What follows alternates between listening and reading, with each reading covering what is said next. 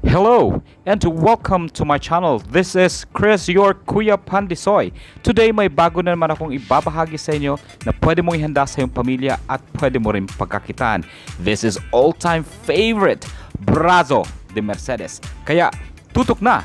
At kung bago ka sa channel ko, please support me by subscribing my channel and please click the bell button para ma-notify po kayo para sa mga upcoming videos. Okay?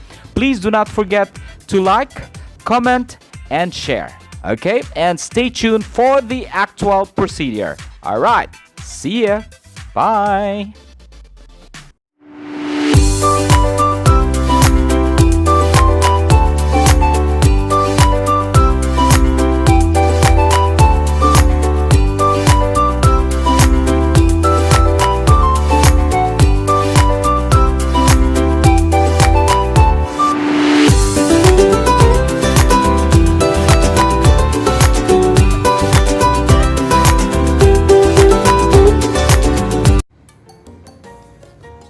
Ito na kompletong sangkap na ating gagamitin para sa ating Brazo de Mercedes.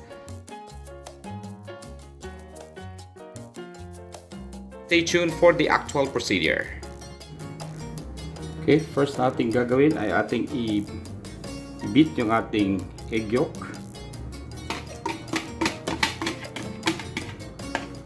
Alright.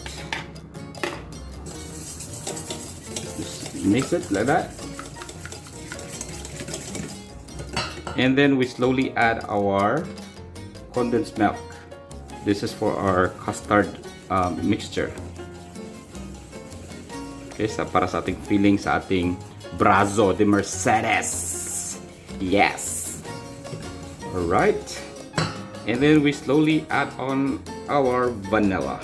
We put in our vanilla about 1 teaspoon.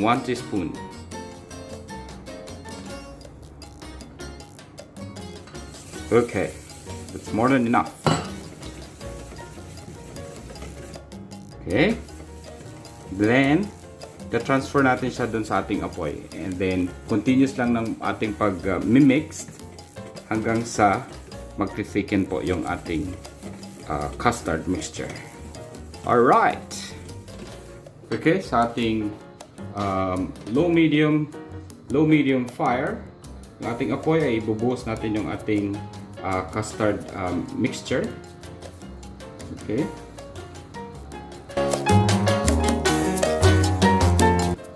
Then we just mix it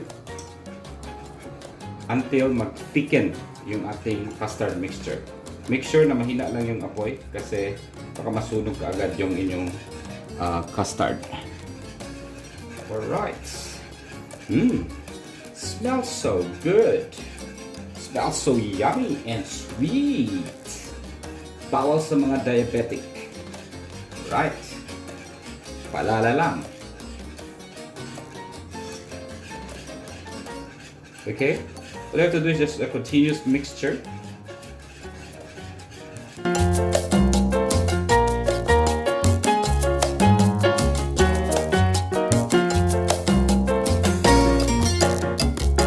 You say that you love me and show me that you care.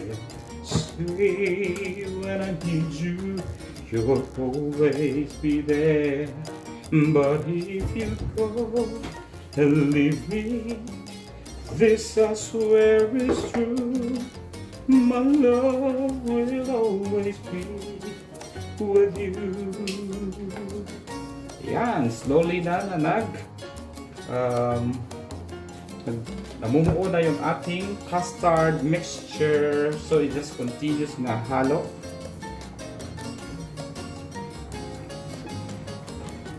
Yan.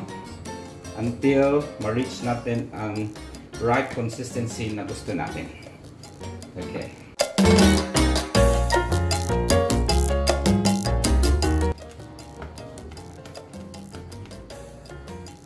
Okay. Yan. Pagka ganyan na ang consistency, yan. Okay na siya. Okay? As easy as that. Alright. Okay, then next is gagawin na natin ang ating meringue. Alrighty.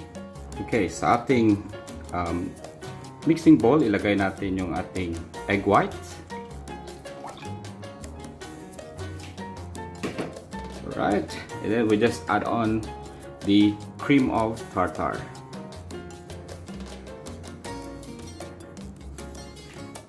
Okay, and then we start beating.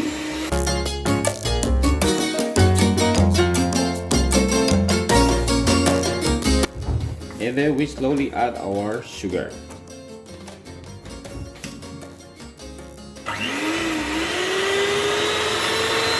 Okay, we gradually add on our sugar. And then just continue beating.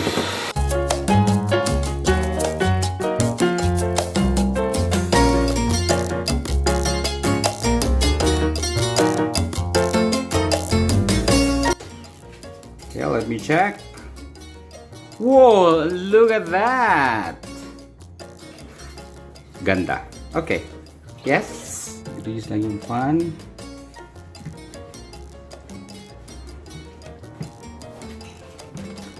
And we just put on our wax paper.